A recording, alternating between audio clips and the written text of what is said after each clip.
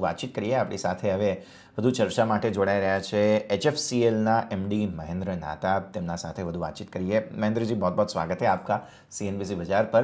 और interesting numbers हमने देखे हैं तो इनके बारे में चर्चा शुरू करते हैं। सबसे पहले तो रेवेन्यू आउटलुक के बारे में बताइए सर, कैसे देखा सर आपने ये नंबर को, और रेवेन्यूज़ की बात करें, कैसा आउटलुक यहाँ से देखने रहे हैं आप?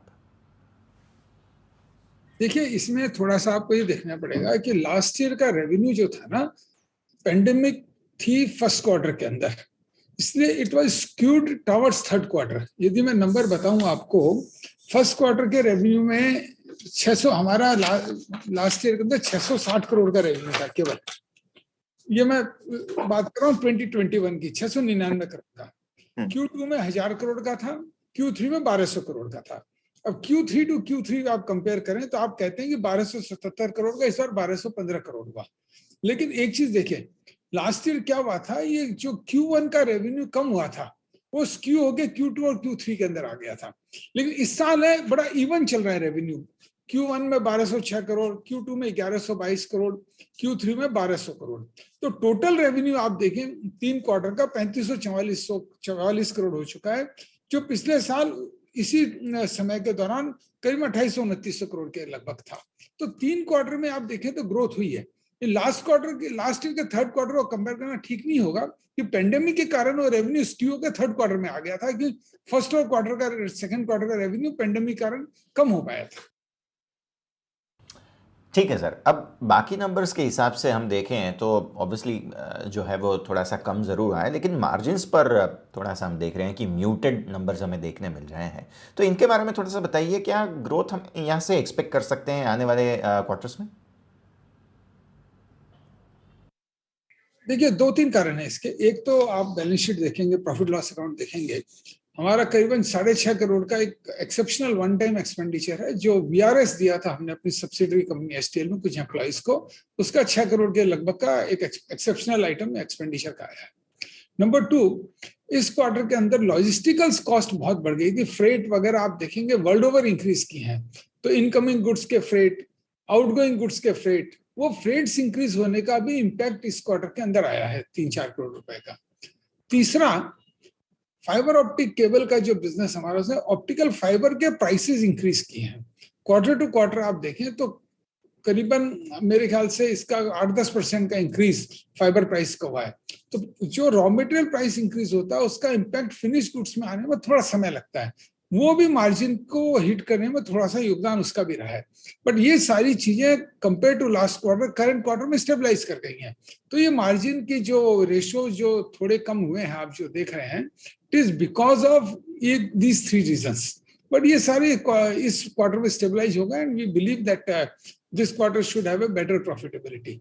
बट दूसरी चीज, हमने लॉन्ग टर्म जो प्लान किया है कंपनी के लिए, एक प्रोजेक्ट ओरिएंटेड रेवेन्यू से प्रोडक्ट ओरिएंटेड रेवेन्यू की तरफ जाने का। और आप देखेंगे लास्ट ईयर हमारा रेवेन्यू पूरे साल के अंदर प्रोडक्ट से 26% था, इस साल 9 महीने में ये करीबन 41% से ऊपर है। तो प्रोजेक्ट से रेवेन्यू प्रोडक्ट की तरफ शिफ्ट हो रहा है, जो कि हमारी प्रॉफिटेबिलिटी को आने वाले समय में बढ़ाएगा, कि प्रोडक्ट में प्रॉफिटेबिलिटी प्रोजेक्ट से बेटर होती है, वर्किंग कैपिटल रिक्वायरमेंट कम होती है। तो वर्किंग कैपिटल रिक्वायरमेंट की दृष्टि से, प्रॉफिटेबिलिटी की दृष्टि से, दोनों चीजें से ये जो हमने शिफ्ट किया है रेवेन्यू का, उसके कंपनी को आगे बड़ा फायदा होगा।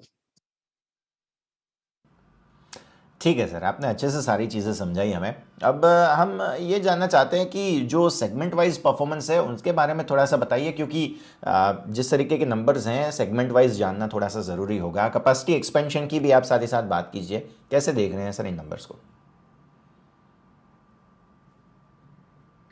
देखिए, ऑप्टिकल फाइबर केबल बिजनेस में अच्छी ग्रोथ आ रही है। यदि लास्ट फाइनेंशियल ईयर में हम देखें तो उसका रेवेन्यू करीबन 1100 करोड़ के लगभग था। इस साल हम एक्सपेक्ट कर रहे हैं ऑप्टिकल फाइबर केबल बिजनेस में हमारा रेवेन्यू करीबन 1800 से 1900 करोड़ जाएगा। तो ऑप्टिकल फाइबर केबल बिजनेस अच्छी ग्रोथ है और उम्मीद है आगे भी ये ग्रोथ और अच्छी होगी। इसीलिए जो हमने कल निर्णय लिया है बोर्ड ने कि हम ऑप्टिकल फाइबर की कैपेसिटी बढ़ा रहे हैं बनाने की, जो अभी करीबन 8 मिलियन के लगभग है, 2 मिलियन का एक्सपेंशन चल रहा है, 10 हो जाएगी। उसके अलावा हमने अनाउंस किया 12 मिलियन फाइबर किलोमीटर की नई कैपेसिटी हम इस साल में ऐड करेंगे, नई फैक्ट्री लगा के। दूसरा, ऑप्टिकल फाइबर केबल की भी डिमांड बढ़ने वाली है, तो इसलिए अभी जो capacity 22.5 million fibre kilometre equivalent cable की है, जो अभी एक्सपेंशन चल रहा है, उसमें 25 मिलियन फाइबर किलोमीटर के बराबर हो जाएगी। उसको further 10 million fibre kilometre equivalent cable से बढ़ा रहे हैं, तो total capacity 35 million fibre kilometre equivalent cable की हमारी हो जाएगी। सो ये 2 कैपेसिटी एडिशन इसलिए कर रहे हैं क्योंकि हम अच्छी ग्रोथ इस मार्केट में इंडिया के अंदर और विदेशों में देख रहे हैं, और इसमें बड़ा एनेबलर 5G है। 5G के कारण फाइबर ऑप्टिक केबल की डिमांड बहुत बढ़ने वाली है, और कंपनी ने पिछले सालों में एक्सपोर्ट की तरफ बड़ा ध्यान दिया। एक्सपोर्ट की जो डिमांड जनरेट हो रही है, उसके लिए हमें एडिशनल कैपेसिटी की रिक्वायरमेंट है, इसलिए वो कैपेसिटी बढ़ा रहे हैं। ठीक है सर, आगे हम ये जानना चाहते हैं ग्लोबल मार्केट जो है उसके मार्केट शेयर के बारे में आप बताइए थोड़ा सा, और क्या ग्रोथ एक्सपेक्टेशन हम यहाँ से देख सकते हैं ग्लोबली अगर हम देखें तो। देखिए, कंपनी ने 2 बड़े नए इनिशिएटिव लिए हैं। एक, R&D के द्वारा नए प्रोडक्ट डेवलप करना, दूसरा एक्सपोर्ट मार्केट को ग्रो करना। ना एक्सपोर्ट मार्केट की ग्रोथ में हमने फाइबर ऑप्टिक केबल बिजनेस में इस साल मेरे ख्याल से 100% ग्रोथ आएगी हमारी, और उसके अगले साल, जो आने वाले साल में भी उसी तरह की ग्रोथ की हम उम्मीद रखते हैं। हमने क्या किया है, अलग अलग कंट्रीज में अपने एम्प्लॉयज नियुक्त किए हैं। फ्रांस में, जर्मनी में, इंग्लैंड में, अमेरिका में, अफ्रीका के 2 देशों में अपने एम्प्लॉयज रखे हैं, जो उन कंट्रीज के ऑपरेटर्स से और एडजॉइनिंग कंट्रीज के ऑपरेटर्स से सेल्स मार्केटिंग का इनिशिएटिव हमारी कंपनी की तरफ से लेंगे। ऐसे ही हम डीलर्स, डिस्ट्रीब्यूटर काफी कंट्रीज में अपॉइंट कर रहे हैं, जो हमारे प्रोडक्ट्स को सेल करने का इनिशिएटिव लेंगे।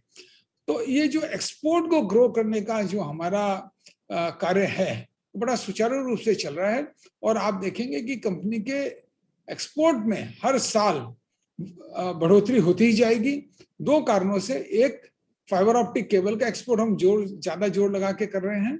दूसरा, जो नए प्रोडक्ट हम R&D के द्वारा ऐड कर रहे हैं अपने नेटवर्क के अंदर, अपने प्रोडक्ट कैटलॉग के अंदर, उनका भी एक्सपोर्ट हम विदेशों में कर पाएंगे। कारण क्या है, R&D के प्रोडक्ट जो है वो हमारी अपनी टेक्नोलॉजी, हमारा अपना IPR है, बिना किसी बंदिश के हम किसी भी देश में एक्सपोर्ट कर सकते हैं। तो उसके कारण से हमारा एक्सपोर्ट बढ़ेगा। एक्सपोर्ट बढ़ाने का कंपनी का बहुत जोर है।